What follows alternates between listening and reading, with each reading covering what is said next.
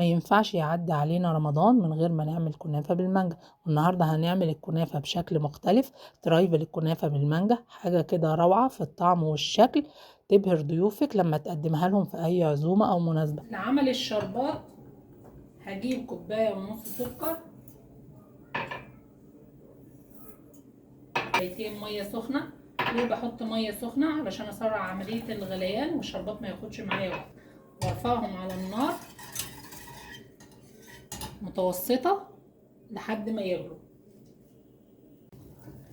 بعد ما الشربات غلي معايا بالشكل ده، انا عايزه انكهه بنكهه المانجا علشان كل الكنافه يبقى متطعمه بالمانجا. فهضيف فيه قشر مانجا، هسيبه يغلي لمده 7 دقايق. هدي عصره ليمونه واطفي عليه، وانا عايزه شربات متوسط الكثافه مش تقيل. بعد ما الشربات بقي معايا بالقوام المتوسط الحلو ده، هطفي عليه واسيبه يبرد.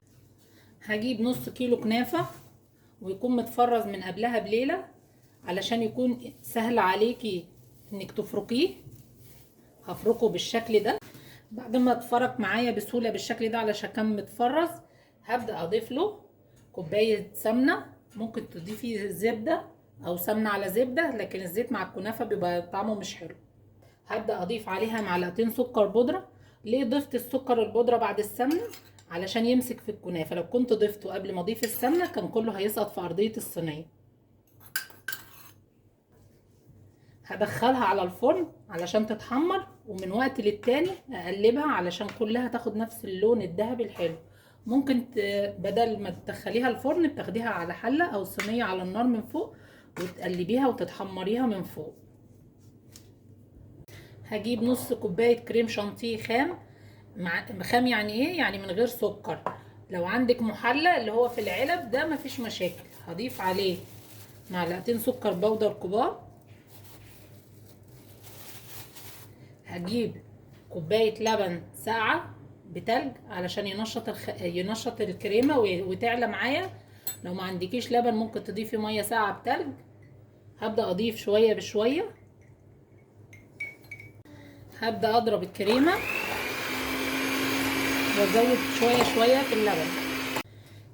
تقلت معايا الكريمة وبقت بالشكل ده. هضيف لها ربع كوباية مانجا بيوريه مضروبة في الخلاط من غير مية، واضربهم تاني.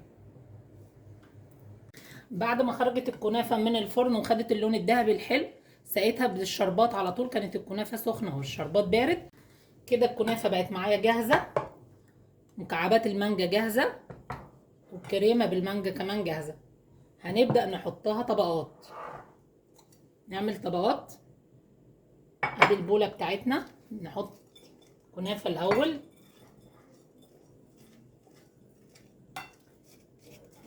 بالشكل ده.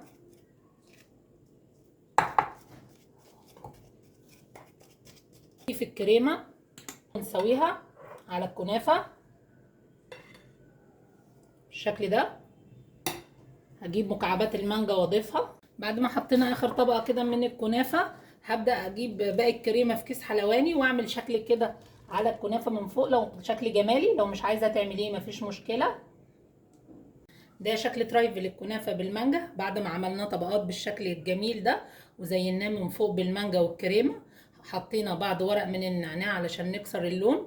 وبألف هنا وشفا. لو جربتوها هيعجبكم جدا.